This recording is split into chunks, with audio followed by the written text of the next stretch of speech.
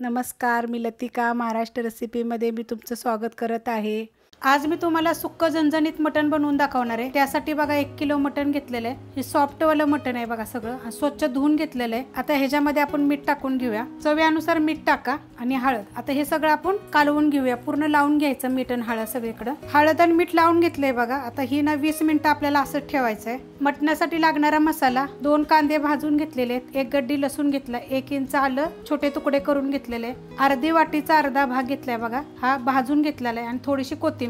आता हा मसाला एवढा आपल्याला मिक्सरला बारीक करून घ्यायचा आहे। मसाला बघा मिक्सरला बारीक करून घेतलाय, अशा पद्धतीने झालाय बघा। आज आपण मटण ना कुकर मध्ये बनवणार आहे, तर कुकर गरम करत ठेवलं, त्यामध्ये तेल टाकून घेऊया। मटण म्हटलं की थोडंसं तेल जास्त टाकायचं, 1 ते 1.5 चमचा टाका आणि गरम होऊन देऊया। तेल गरम झालेलं आहे, त्याच्यामध्ये बघा तेजपत्ता, 2 मोठ्या आकाराचे कांदे बारीक कापून घेतलेले आहेत। कांदा चांगला लालसर असा भाजून घ्यायचा। कांदा बघा भाजलेला आहे। आता त्याच्यामध्ये बघा 3 पाकळ्या अशा कुटून घेतलेल्या आहेत त्या। आता हे थोडंसं बघा भाजून द्यायचं आणि ह्याच्यामध्ये मोठ्या आकाराचं 1 टमाटर बघा एकदम बारीक कापून घेतलेलं आहे।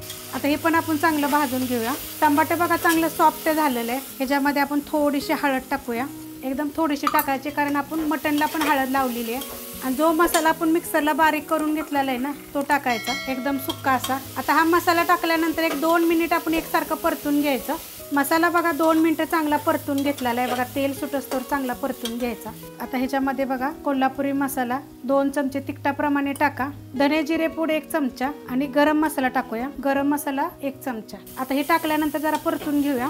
2 मिनिटं बघा मसाला चांगला मी परतून घेतलेला आहे। आता ह्याच्यामध्ये कोथिंबीर टाकून घेऊया आणि जे मटण आपण जे हळद आणि मीठ लावून ठेवलं होतं ते टाकून घेऊया।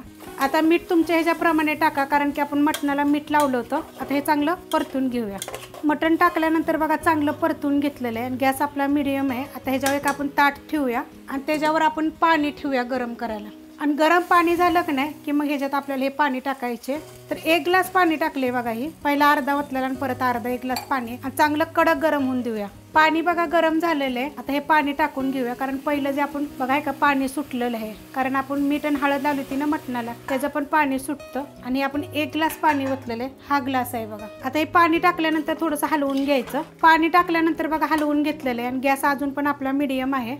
आता आपण कुकरचं झाकण लावूया। मला खूप साऱ्या कमेंट आल्या होत्या की तुम्ही मला कुकरमध्ये करून दाखवा, म्हणून हे मी कुकरमध्ये करून दाखवलेलं। ह्याच्या अगोदर मी खूप साऱ्या रेसिपी टाकलेल्या आहेत, त्या पण ह्याच्या खाली मी तुम्हाला लिंक देते। आता ह्याच्या आपल्याला 4 नाही तर 5 शिट्ट्या करून घ्यायच्यात। 5 शिट्ट्या होऊन गेलेल्या आहेत बघा आणि कुकर थंड झालेला आहे। आपण खाली उतरून घेऊया, बघा किती मस्त असं झालेलं आहे। तुमच्या मटणाप्रमाणे बघा बरं का, 4 शिट्ट्या 5 शिट्ट्या बघा किती मस्त असं झालेलं आहे बघा। अशा पद्धतीत होतं। जर ही रेसिपी आवडली तर लाईक करा, सबस्क्राईब करा, कमेंट करा आणि शेअर बी करा।